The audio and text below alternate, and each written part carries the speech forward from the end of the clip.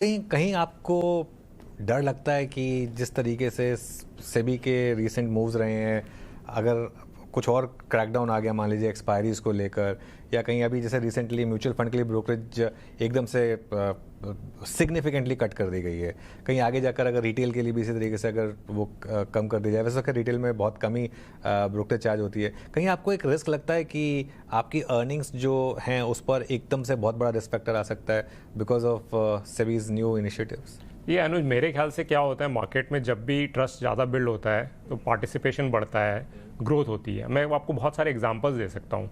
2013 में direct mutual funds आए, zero revenue. तो अब आप बोलोगे अरे रेवेन्यू पोटेंशियल ख़त्म हो जाएगा, बट इंडस्ट्री इतनी ग्रो करी।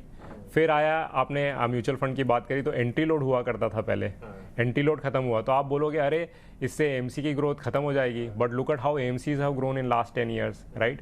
फिर ऐसे में कहीं बता सकता हूँ, तो हर बार कुछ होता है।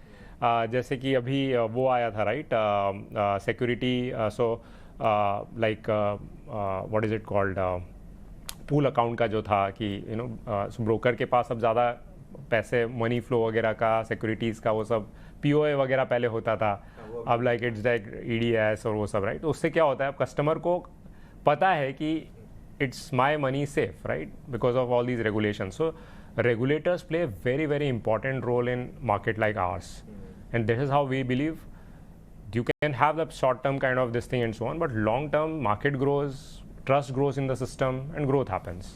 अभी आपका 26% मार्केट शेयर है, इसमें क्या ट्रेंड रहा है पिछले कुछ क्वार्टर्स में, और क्या ये यहाँ से ग्रो करेगा या फिर थोड़ा सा रिस्क है, क्योंकि काफ़ी डिस्काउंट ब्रोकर्स हैं जो इस समय मार्केट शेयर चेज कर रहे हैं?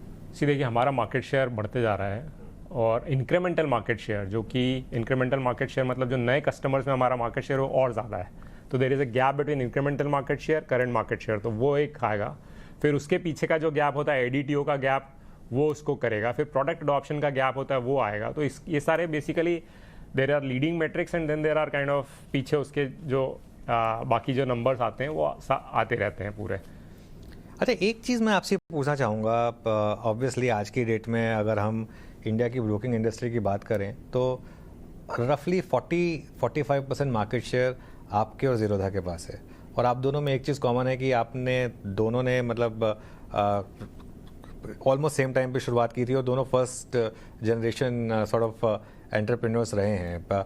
ऐसा क्या आपने सोचा कि डिफरेंट किया है आप लोगों ने, जो ट्रेडिशनल ब्रोकर्स, जो इतने बड़े बैंकिंग कंपनीज की आर्म्स रही थी, वो शायद नहीं कर पाई, जो जहां पर आपको अपॉर्चुनिटी दिखी थी? देखिए, पहले साथ में तो हमने एक करेक्शन है कि साथ में नहीं किया था, वो लोग काफ़ी पहले किए थे, and lot of respect to them for doing this.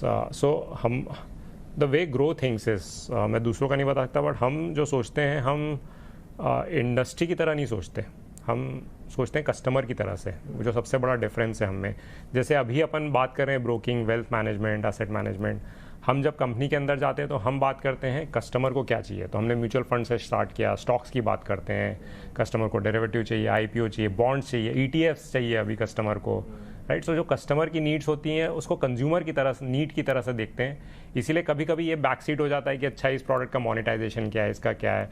और प्लेटफॉर्म का एक एडवांटेज ये होता है कि incremental cost of any product is very low, कि अगर आपका प्लेटफॉर्म है, आपके पास मिलियंस ऑफ कस्टमर्स है, आपका जो टेक, आपका प्लेटफॉर्म तैयार है, support, payments, order management, back office, पूरा सब कुछ है। अब आप जब उसमें प्रोडक्ट कोई बनाते हैं तो उसका इंक्रीमेंटल कॉस्ट कम होता है काफ़ी, तो आपको फिर वो इतना नहीं सोचना पड़ता अरे इसमें इतना बर्न होगा, इतना खर्च करना पड़ेगा, एंड सो ऑन। तो आपकी जो प्रायोरिटी हो जाती है वो कस्टमर की नीड हो जाती है। तो अब आपका हमारा रोड मैप कभी आप देखेंगे पिछले 9.5 साल का, इट्स ऑल ड्रिवन बाय कि कस्टमर को क्या चाहिए अभी।